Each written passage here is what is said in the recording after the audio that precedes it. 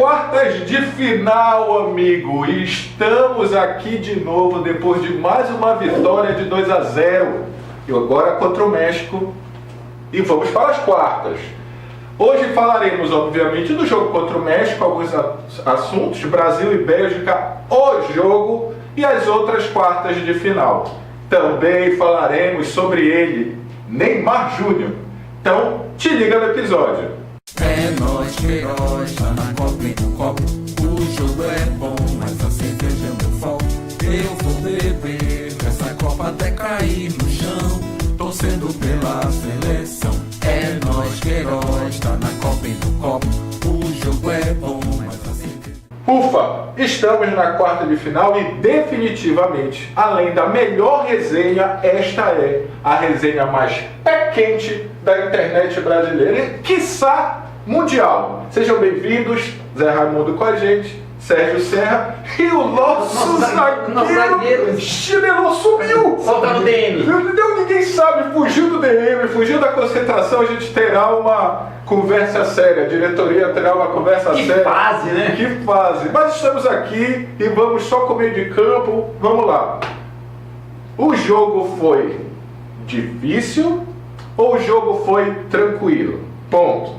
Ponto número 2. Precisa ser tão Tite Corinthians quanto está sendo? Há necessidade disso ou eu estou vendo outro jogo? Eu acho que você falar que uma partida de oitavas de final não é difícil, eu acho que está um pouquinho assim de salto alto. A partida foi difícil, sim. Ela ofereceu algumas situações de risco para o Brasil. Só que, um comentário: de todas as partidas das oitavas, a única seleção que conseguiu vencer uma partida por mais de um gol de diferença foi o Brasil. É verdade. Foi o Brasil, né? E acho que nesse sentido o adversário, a forma de jogar do adversário, contribuiu um pouco nesse sentido para nós. Eu acho que a partida foi difícil. Estou entendendo que a equipe está evoluindo a cada partida. Acho que o Neymar realizou entre as 4 partidas a sua melhor partida também. Fiquei muito feliz com o crescimento do William. Fiquei feliz em ver o que o William produziu. E agora, quanto à questão do Tite, eu acho assim, Paulo, já está configurado, né? Já está bem emplacada essa forma de jogar da seleção brasileira, né? Tá bem definido isso aí. A seleção se protege muito bem defensivamente. Que jogo de novo do Thiago Silva, ali, né? Tendo para muitos o coadjuvante mirando ao seu lado. No alto nível. Vou também falar, para não invadir muito ainda, mas só para Felipe Luiz ali, né? Aquele jogador ali que você pode, né, confiar sempre ali. O outro lado da lateral vai ter um ponto que eu vou chegar também. Então, assim, eu acho que foi um bom adversário, um adversário que nos proporcionou evoluir de patamar. E agora vamos para um jogo que eu particularmente estava esperando muito. Acho que 3. Estava esperando muito esse jogo. Porque é um jogo assim, que vai te credenciando, vai te jogando para um outro patamar. Na verdade, o que eu vi foi um jogo também difícil para o Brasil. A forma como o México se apresentou, dentro da minha visão, era a melhor forma possível. De ver uma equipe partindo para cima do Brasil, não pegar aquelas equipes que ficam lá atrás. Não pegar a Inglaterra de hoje. Pelo amor de Deus, eu não vou nem falar de Inglaterra que me arrepia. Porque o que acontece? Eu sempre falo em alguns programas que você pegar metade de um campo de futebol, certo? E colocar 22 jogadores lá dentro. No último terço. Pois é, para procurar espaço não é fácil. Então a gente às jogo vezes, mais feio além de tudo, né? Mas a gente também exige muito às vezes, como eu sempre falo, por ser brasileiro e por achar que o futebol brasileiro sempre vai estar nas cabeças, que graças a Deus, desde quando eu me entendo como gente sempre está, né? Mas assim, as dificuldades elas serão encontradas. Mas com esse sistema defensivo, que graças a Deus, como eu sempre falei, nós brasileiros nós temos que às vezes, antes de falar, nós temos que pensar um pouquinho e valorizar o que é nosso. Eu acho que a valorização do que é nosso é muito importante. O Brasil, há 4 anos, nas eleições da FIFA, final do ano, ele tem o sistema defensivo quase todo dele. Marcelo, Daniel Alves e 2 zagueiros. Já teve um ano que ficou Marcelo, Thiago Silva e Daniel Alves. Daniel Alves, e ainda ficou o Casemiro de volante. Casemiro, e também na Copa que nós levamos de 7, ficou também o Davi Luiz. Então, o nosso sistema defensivo, o que nós brasileiros preocupávamos, Serras e Paulo? O que a gente preocupava com o sistema defensivo? Todo mundo dizia que o Brasil só sabia atacar. O México falou, todo mundo falou que o Brasil só sabia atacar. Você está vendo que Copa maravilhosa do sistema defensivo do Brasil? Vou falar uma coisa para vocês. Eu, como uma pessoa que vivo do futebol, que respiro futebol, sistema defensivo do Brasil, ele está impecável. Tomara, se Deus quiser, que até o final da Copa a gente continue assim, porque com isso credencia o quê? O futebol ele é que nem um bolo. Você vai fatiar o bolo, você tem a zaga, você tem o meio campo. Quando você sente o seu zagueiro dizer, eu seguro aqui e tu resolve lá. Quando você vê, ao contrário, eu faço aqui, você segura lá, amigo, tudo dá certo. E assim, é curioso, né, lembrando assim outras Copas, né, que esse sistema defensivo, né, lembrar que algumas peças saíram do que nós imaginávamos que seriam os jogadores desse sistema defensivo, né? Isso aconteceu na Copa de 94, quando a gente perde os zagueiros, né? Os dois Ricardos, né? E agora tu tens o Fagner, que seria um terceiro lateral direito, e tu tens o Felipe Luiz, onde a gente considerava que o Marcelo, né, seria absoluto, aí teve a questão do... Então, quase o Felipe é convocado, quase é o Alexandre, né? Isso, então quer dizer... mas eu acho que sempre o Tite pendeu, porque ele machucou, né? Lembra que ele veio de um período de inatividade grande também. Voltou a jogar antes, mas... Pra você ver, né, que tem as alterações, né? Mas quando a maré tá boa, né? As coisas vão se encaixando, entrou, né? As coisas vão encaixando aí. Você tocou num assunto agora espetacular. A entrada do Marquinhos Serra, dentro da minha visão, é uma entrada de técnico inteligente. Técnico que quer o grupo na mão. Por quê? Diga uma coisa, hoje o mundo todo fala das atuações do Thiago Silva. E nós também, brasileiros, nós temos que falar. Então, assim, o Tite, a opção do Thiago Silva foi exclusivamente do Tite. Por quê? O Marquinhos não deu em nenhum momento oportunidade para sair do time. Foi uma opção do Tite. O Tite fez isso, não foi? O Tite fez essa opção. Então, o que aconteceu? Ele colocou, não por obrigação, mas ele colocou para premiar um atleta que saiu do time. E outra coisa, você vê o que é um grupo focado, você vê o que é um grupo unido, você vê, Paulo, que não interessa o tempo que entra, não interessa é o tempo que vai jogar, 1 minuto, 2 minutos. Então hoje eu vejo a nossa equipe, a seleção brasileira, ela é a seleção brasileira de futebol. Hoje tem 23 caras pronto para qualquer necessidade. Falando dos 23 caras, eu vou pensar que a minha opinião do jogo foi diferente da maioria que eu vi depois. Para mim, o Fagner fez, eu vou usar o termo que eu usei, tá? Posso estar... Para mim, ele fez uma péssima partida. Ele não fez uma partida ruim, ele fez uma péssima partida. Aí eu queria que vocês, que já contrataram os jogadores, que analisem, você que jogou, ele fez uma péssima partida, na minha opinião, por causa de posicionamento. Ele se posicionava mal o tempo todo. Ou ele fez uma péssima partida porque o nível dele não é para um jogo desse nível em Copa do Mundo. Ou eu estou errado, que pode acontecer também. Eu, olhando, né, esse sistema defensivo do Brasil e tudo, a minha maior preocupação, confesso, é com o Fagner. Não tô, quando eu digo isso, eu não estou falando com relação às atuações dele, eu vou entrar já nesse teu ponto.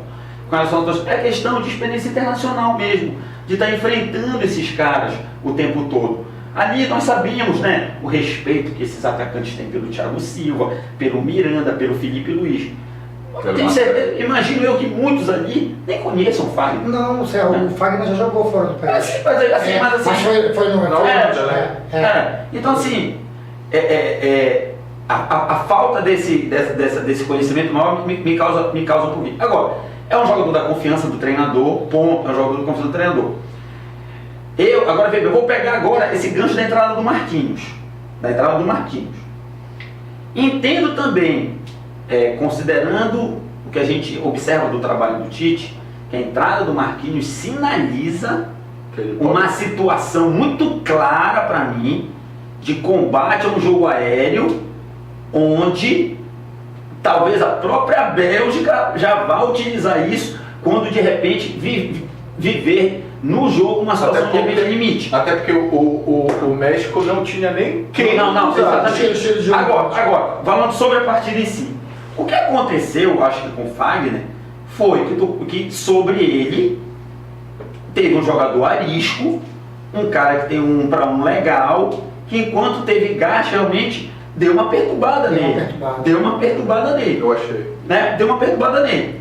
Então assim. E acho que o Tite demorou para mexer. E vê bem, tenho certeza que vai ser montada uma estratégia aí, porque tu já sabes quem vai cair sobre ele. Pois é. No próximo jogo. A possibilidade dele sair, não porque jogou mal, mas pela situação do jogo, não há. Na minha opinião, não há. Eu acho que o trabalho do treinador, não há. O Thiago Silva ele foi não deveria. Ele foi muito feliz quando ele disse que o Brasil está tão preparado, também mentalmente, que o Brasil tem plano A, plano B e plano C. Acho que essa entrada, como o Serra falou, essa entrada do Marquinhos ele entrou no lugar de quem, só para eu lembrar. Ele foi pro lado direito. Mas ele foi pro lado direito. Pois é, mas ele entrou no lugar, ele adiantou o Fagner, não foi isso? Adiantou como homem de meio campo, que na verdade ele colocou o Gabriel Jesus pelo lado esquerdo e o Fagner pelo lado direito. Na verdade, então nós estamos com 3-5-2. A variação de sistema tático do Tite, na verdade, ele fez o 3-5-2. É que assim, as pessoas que falam de futebol, que não analisam futebol, às vezes a gente tem que ver a gente tem que dar muito crédito ao Tite, cara. Claro que é evidente que, na minha opinião, mexeu bem, mexeu mal, mas o que o Tite tem feito taticamente dentro dos jogos, sem fazer muita substituição, Agora, eu posso falar o seguinte, o único momento que eu me preocupei, que eu vi a nossa derrota ameaçada, foi quando o Osório tirou o Titiarito. Enquanto o Titiarito estava em campo, eu estava tranquilo. Eu estava tranquilo enquanto o Titiarito estava em campo. Quando tiraram o Titiarito, não platine o seu cabelo, porque vai dar chabu. Falando do Fagner, voltando ao assunto do Fagner, tem uma coisa que a princípio começou a me preocupar vendo o jogo, mas depois eu fiquei tranquilo porque o Fagner, ele tá naquele sistema defensivo único e exclusivamente para marcar. Você está vendo que ele não está apoiando tanto, só que tem um detalhe, ele pegou um jogador, por isso que eu digo que as informações que o Brasil tem, essa comissão técnica que o Brasil tem, ela é fenomenal, que tem o Silvinho, tem o Kleber lá. O Silvinho, por sinal, várias vezes. O que o Fagner estava fazendo nesse jogo? Ele estava dando fundo para o Lozano, porque o Lozano ele é um jogador diagonal. Ele pega a bola e vai na diagonal. O Fagner estava fazendo o quê? O Fagner estava dando fundo para ele. E toda vez que o Fagner deu fundo, o Fagner não perdeu nenhuma bola. Então ok, outra. Aí eu vou puxar o que o Serra falou. Então, uma historinha do livro que eu li. É o livro do Tite, né? O livro do Tite que é muito legal. Ele conta uma história do lateral, no lateral dele lá, que depois foi para o Atlético Mineiro, lateral esquerdo, num jogo aí do Corinthians com o Figueirense. Fábio Santos? Isso. Porque os jogadores do Corinthians receberam no avião um pendrive com as informações dos jogadores que eles iam enfrentar. Não era do time, era do jogador, né? E aí, no primeiro tempo, no jogo contra o Figueirense, o Fábio levando o baile lá do cara e tal, né? Os caras doidos aí, chegou perto do intervalo assim, chamaram o Fábio. Aí, Fábio, o que está acontecendo, rapaz? A culpa é do pendrive, pô. A informação do pendrive dizer que ele levava para um lado, foi levando para o outro. E aí, falando em... E a perda do Casemiro? Ok, dentre os três, Oxalá foi o Casemiro. Sim. Mas ela pode ser sentida, e aí eu não vou perguntar de qualidade de jogadores, porque os dois poderiam ser titular na seleção. Eu estou perguntando assim, por característica de jogo contra a Bélgica. E aproveito, o que a gente precisa fazer para ganhar da Bélgica, a famosa, maravilhosa geração belga, para delírio da ESPN, que levou 2 gols e ganhou no osso do Japão. O que a gente precisa fazer? Por quê? Porque eu acho que eles jogando como favorito, eles medram. Só que dessa vez, eles não vão jogar como favorito. Eles vão jogar na dele. Perder para o Brasil é tranquilo. O que precisa fazer? Ontem o treinador belga já jogou toda essa responsabilidade. Justamente pela entrevista que eu Ele jogou toda aí. Cara, o que eu acho que a gente precisa fazer é o seguinte. Pelo que a gente viu nos jogos da seleção belga, nós temos que manter essa solidez defensiva. Eu acho que a garantia da nossa vitória é nós mantermos essa solidez defensiva. Nós vamos ter espaço para jogar. Os caras vão deixar a gente jogar. E aí, uma hora vai abrir. Naturalmente isso vai acontecer. Naturalmente. Então assim, o que a gente precisa é manter essa solidez defensiva. Entendi. Eu nem acho. Manter a solidez E defensiva. eu acho que o Tite confia tanto que por isso que eu brinco dele ser muito Corinthians. Ele sabe que muitas vezes. Ontem deu no jogo contra o México, deu a nítida impressão para mim, corroborando com o que tu tá falando. Deixa eles virem. Pode vir. Porque uma hora a gente vai dar um susto nele que eles já vão se cagar todinho. E o que aconteceu? Depois dos 20 minutos, deu o primeiro susto dos caras aqui. O que tem acontecido nos Jogos do Brasil é que a gente que está aqui desse lado vendo, a gente como brasileiro, a gente fica nervoso, né, Sérgio? A gente fica nervoso porque a gente está vendo o estilo de jogo, mas a paciência dos atletas, o modo de jogar, a consciência, a tranquilidade, a consciência, tocando a bola, cada toque que se dá para o Alisson, o meu coração vem até aqui, mas depois eu parando analisando, cara, que tranquilidade para se jogar futebol. E o coração vai vir aqui sim, e todas as coisas do Alisson. Mas é assim, a tranquilidade para jogar futebol, a forma como o Brasil tá parece que todo mundo sabe exatamente outra onde coisa, o outro tá. Tem uma forma que nós temos que ser bem inteligente quando a gente falar de futebol. Nós falamos do William, certo? Nós falamos. O William começou jogando como? De que forma, gente? Aberto pelo lado esquerdo. Sim, mas aí que foi a flutuação onde o Brasil cresceu. O Brasil cresceu quando o William começou a desenvolver. E o próprio Neymar, às vezes, ele mas aí isso é coisa de técnico. Isso é coisa de técnico. Sim. Isso é coisa de técnico. E de muito treinamento. De perceber que o cara pode evoluir de uma maneira diferente no jogo. Aproveitando isso, lembra que tu falou que o Neymar estava muito preso?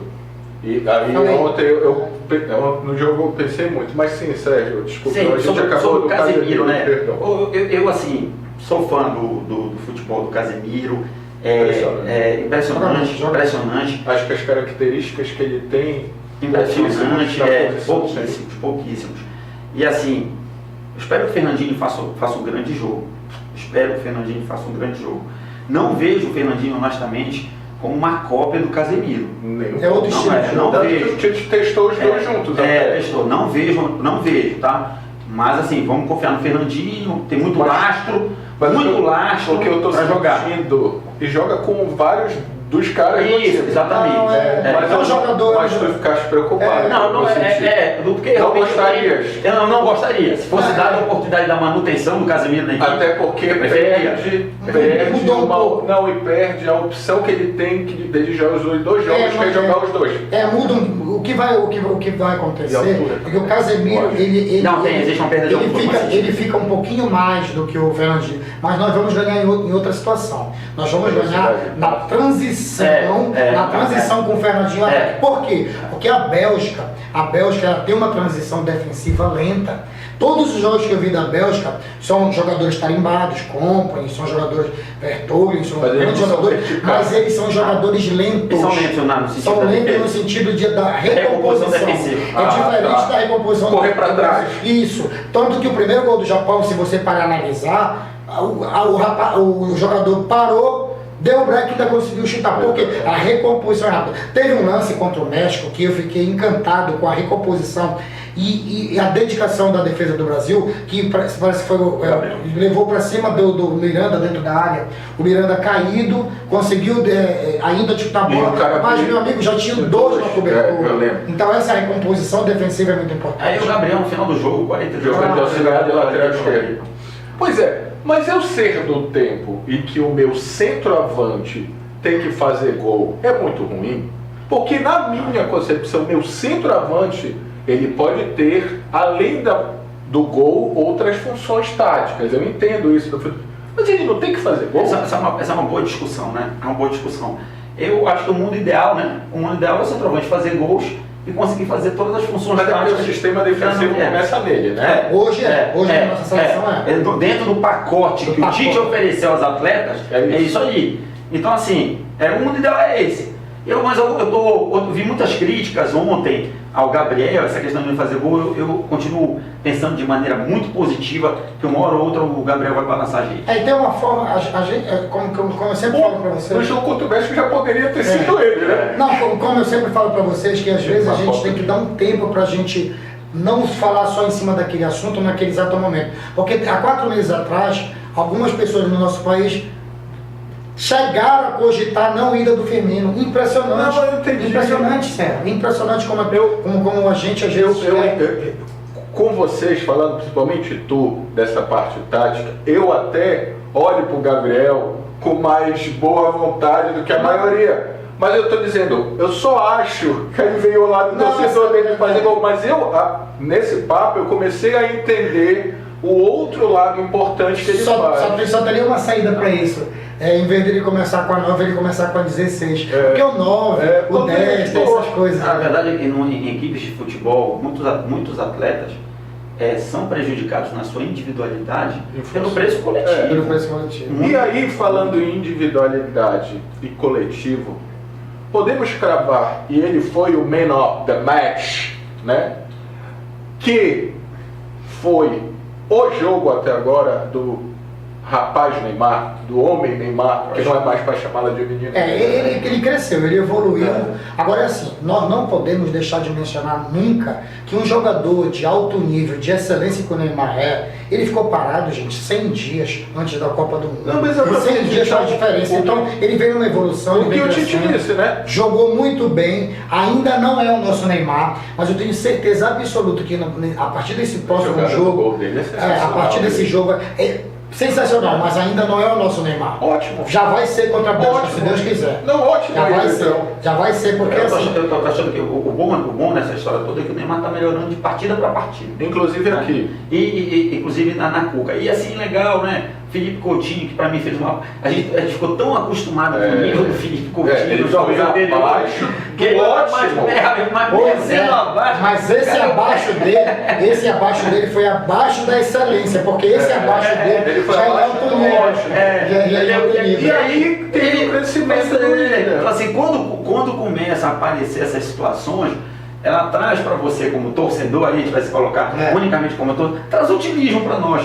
Traz otimismo para nós. Eu tenho uma expectativa de que vai ser uma grande partida. Eu tenho a minha quem gosta do bom futebol. Eu acho que vai ser a partida dessas quatro. Tenho minha dúvida pela semi que talvez virá. Tá. Tenho dúvida pela semi que talvez virá. Calma, Beth. Não me agoneia antes do tempo. Vou fazer uma pergunta que é um assunto que a gente não poderia deixar de tocar, mas eu vou mudar. Eu vou fazer de uma outra forma. Eu brinquei de bola, Zé Raimundo foi profissional, tu jogaste, brincaste também, né, e tal.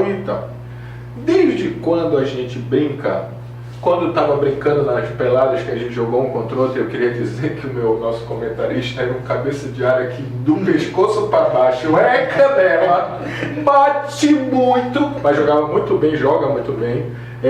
Desde quando o cara ser agredido é menos importante do que ele ser exagerado? Desde quando um giro a mais é menos importante do que ser pisado covardemente? E desde quando um ato de covardia é mais exemplo do que um ato de exagero, assim, tá doendo mais? Eu não vou entrar no se doeu, se não doeu, eu estou dizendo, essas perguntas que eu queria que me respondesse. Que o que estão falando é que o menino não pode ser um exemplo, ele é um exemplo. Eu entendo, eu até posso entender. Eu sei que ele é um cara que às vezes está. Mas eu acho que isso não é só dele. E dois, a gente está esquecendo que o lance que causou tudo isso, ele foi covardemente agredido. E pior, que eu estava conversando com o Zé, hoje o VAR, e o VAR não chamou o cara para ir ver. Porque se o juiz chega e diz assim, não vi nada, não achei, não vou marcar. Beleza, podia discutir. Ele não ir ver, porque o cara lá de cima tem 18 câmeras, disse não foi nada? Pelo amor de Deus, gente. Então, assim, eu sei que o Zé está aqui se coçando, mas é por isso que eu queria deixar o Zé pro final e começar por ti, Zé. Agora, eu acho que o que é mais significativo é o cara ser agredido. Se o cara foi agredido, quem o agrediu tem que ser expulso. E a gente sabe que independente, a gente aceita covardia, né? Independente se ele vai se ele vai fazer aqueles movimentos de ginasta olímpico, de salto ornamental, carpado, não sei o quê, não interessa. Ele foi agredido, ainda mais naquelas circunstâncias, com quatro fora de campo dele. Irmão, é vermelho no cara. Ponto, é vermelho no cara. Pode até dar um amarelo para ele, não precisa de tudo. É vermelho no cara. Agora, rapaz, assim, olha, assim, eu não gosto de invadir muito esse assunto da arbitragem. Agora mesmo, nós estávamos vendo um jogo, aí eu, no caso, estava vendo pedaços de jogo, onde o juiz completamente perdido diante da temperatura do jogo. A nossa diretora disse, como é que deixa um cara desse apitar uma partida de oitavas de final? Se não fores talvez pesquisar, vamos dizer que esse cara está entre os 4 melhores, 5 melhores do mundo. Então assim, é difícil falar sobre arbitragem. Agora, aquela história, o Neymar traz com ele de situações pretéritas, uma história. Ele acaba carregando. E o juiz apita com história. O juiz estuda jogo. Assim como nós também, o juiz estuda jogo. E eu vou te dizer mais, ele só deu o cartão pro Casemiro porque ele tinha dado o cartão pro cara que já deveria ter sido vermelho e não foi, pro tal de Lyon. Foi numa sequência, não foi isso? Eu vou falar um negócio. Foi esse árbitro italiano que me corrigiu. Que foi o cara do VAR. Foi o italiano. Foi esse italiano que ficava sinalizando duas, foi ele? Foi. Também, teve mais de uma. Pra mim, juiz não tem que fazer isso, cara. De ficar dizendo, olha, essa aqui, avisando, olha, parou, não tem nada. Isso é cartão. É cartão e acabou, não vai ficar avisando, porque quando tu avisa, tu dá até uma arma pro treinador, pra dizer, opa, vou tirar esse cara aqui porque ele avisou. Não tem nada disso, faça o seu trabalho. Não tá nos manuais de arbitragem, quando de vez em quando um árbitro da federação vai dar um treinamento para equipes básicas. Eu nunca vi um árbitro falar isso, que tem que avisar. Não existe assim isso. Assim como não está no manual de arbitragem, não está no manual do zagueiro. Você já viu o zagueiro? Poxa, eu dei a primeira, já fui expulso. Não tem esse negócio da primeira. Não existe a primeira. Você vai quebrar a perna do atleta, eu dei a primeira. Não existe isso. Mas assim, será que vai surgir daqui a pouco na arbitragem um negócio assim? Olha, toda vez que vocês entenderem que o cara sofreu muito mais do que a pancada, será que nós vamos chegar nesse ponto? Então o cara quer ser médico, vai aí.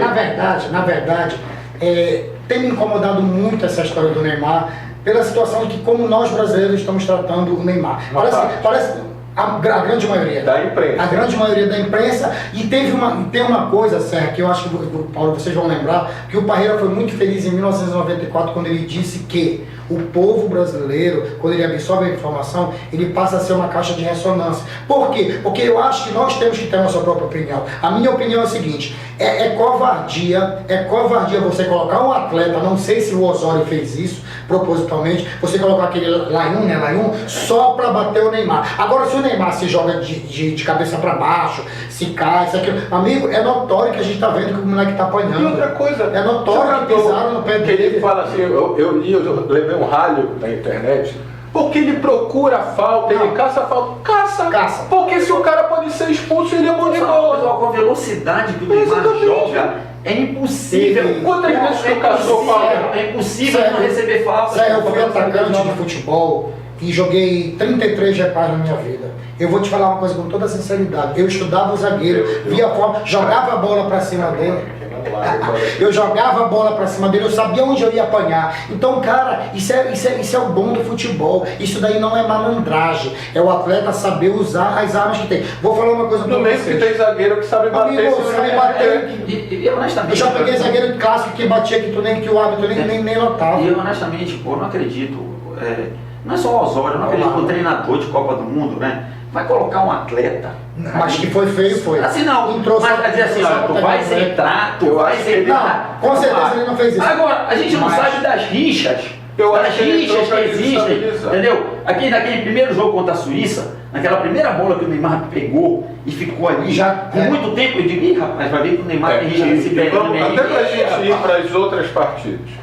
Não há o que falar dele nesse jogo. Ele foi perfeito, ele não reclamou, ele pegou a porrada, não reclamou, subiu, o cara tentou provocar, ele não vai mais para o ainda virou pro quarto árbitro e disse assim, o quarto árbitro fez assim, calma, ele passa pelo banco e faz. Você quer saber quando o Neymar pode perder a cabeça a partir que ele passar da Bélgica, porque o cartão vai ser zerado.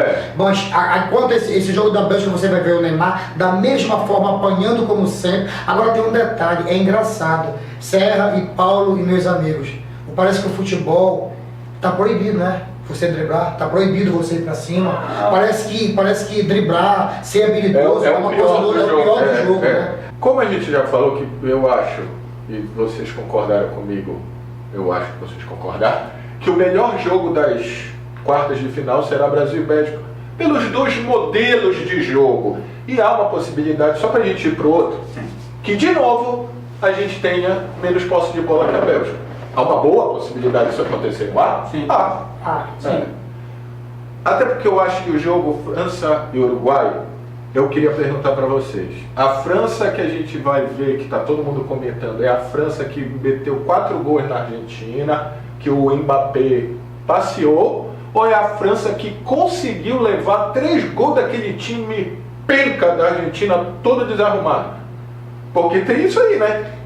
E o Uruguai sem o Cavani, né? O futebol ele serve como uma balança, porque se a gente for parar e analisar todos os jogos da França e Dinamarca, meu Deus do céu, deu calo na vista.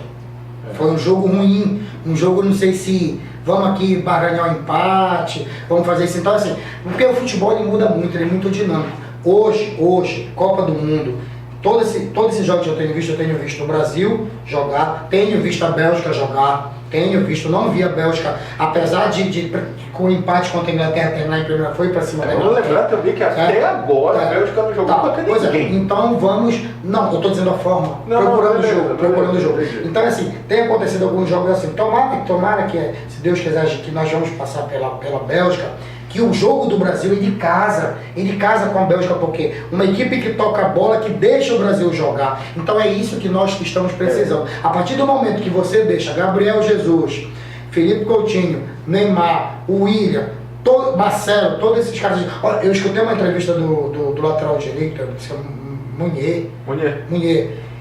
Como é que você vai parar o Neymar? Não tenho a menor ideia. Eu não tenho a menor ideia de como parar o Neymar. Porque se eu parar o Neymar, tem Felipe Coutinho, tem o William, então quer dizer...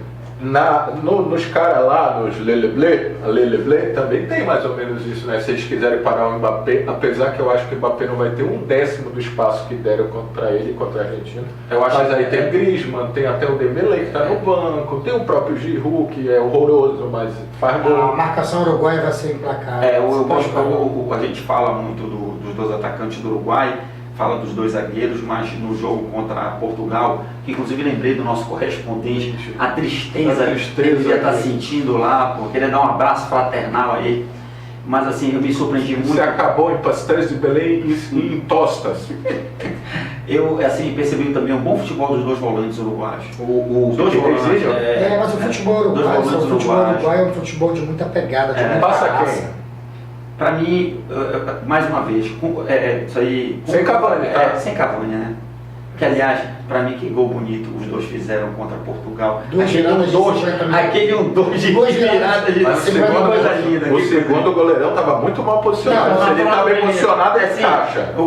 Se é o Vinícius do Remo, ele encaixa, vai. A virada do Cavani, o Soares e a ida dele... Mas foi o gol mais bonito da Copa. Para mim, tá. Quem vai ganhar? Para mim, França. Para mim, a França ganha. Acho que o Cavani não vai jogar, não deve jogar. O Uruguai vai perder bastante, porque o poder ofensivo, tu ter 2 atacantes de referência mundial, Cavani e Soares, você preocupa qualquer zaga do mundo. E fica difícil a gente acreditar que o Oscar Tabares desenvolveu um plano B para essa situação, né? Porque não tem. Mas sabe o que eu estou torcendo? Eu estou torcendo muito, gente. Brasil e França. Eu quero Brasil e França. Eu queria uma semifinal sul-americana, pelo menos para dar... Não! Pro futebol, não, vamos Brasil e França, galera.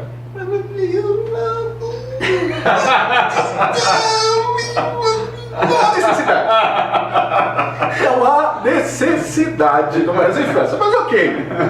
Bem, agora vocês vão nos dar o direito de, do lado de lá da chave, a gente nem comentar, porque nem merece comentário que é só jogo penca. Mas pelo menos a evolução da Croácia aí, nossos amigos que quase se fuderiam.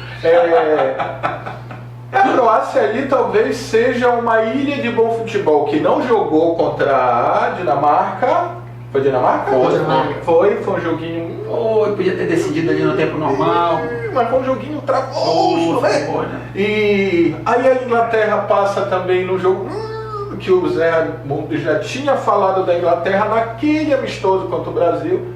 E meu amigo, dali pode acontecer qualquer coisa. Suécia. Deu até uma subiada. Suécia e Rússia. Não, Suécia e Inglaterra, Croácia e Rússia. Meu amigo, os donos da casa. E o Putin, hein? Lembra que o Putin vai dizer: O que aconteceu foi que assim, a Copa foi se desenrolando e algumas seleções não fizeram o seu próprio papel para classificar. Evidente que se tivesse ocorrido tudo naturalmente, o outro lado ia ser difícil. Agora sim, Mas com todo respeito, já passou tudo, mas hoje a gente vê uma Rússia jogar contra a Croácia, apesar de jogar lá dentro. Tirou a Espanha, Mas a Espanha a Croácia, também não, a Espanha esqueceu. A Espanha não jogou A bem. Espanha esqueceu que Esqueceu a bola tem futebol, que entrar no gol. A Lindo Espanha satisfação. começou a complicar com aquela história do treinador. A gente comentou, né? Mas uma coisa que eu vou falar, o Serra foi muito feliz agora em falar isso. Nunca tinha visto acontecer um episódio tão triste 2 dias antes da Copa do Mundo, mudança de técnico, mudança de filosofia, mudança de trabalho. Tchau, Espanha. Eles podiam entrar no site emaema, cada um com seus problemas.com.br. Galera, assim, tentando, óbvio que dessa vez falamos muito mais de Brasil, porque está chegando. Se liga cada vez mais na gente, porque aqui é pé quente, é meia de lã e o Nada muda. Nada muda. Talvez pra semifinal a gente tenha, se a comissão técnica achar que pode perdoar o nosso zagueiro. Vamos conversar. Sim, vamos conversar. é verdade. Vocês saberão só no próximo programa. Então te ligue em todas as nossas redes sociais e na nossa programação. E rumo ao Hexa. Tá chegando a hora, hein, papai? Cada vez mais perto. É nós, Queiroz. Cada vez mais perto. Muito mais perto. Abraço, gente. Rumo ao Hexa. É nós no copo e na Copa. É na Copa e no copo. Mas enfim, vocês entendem.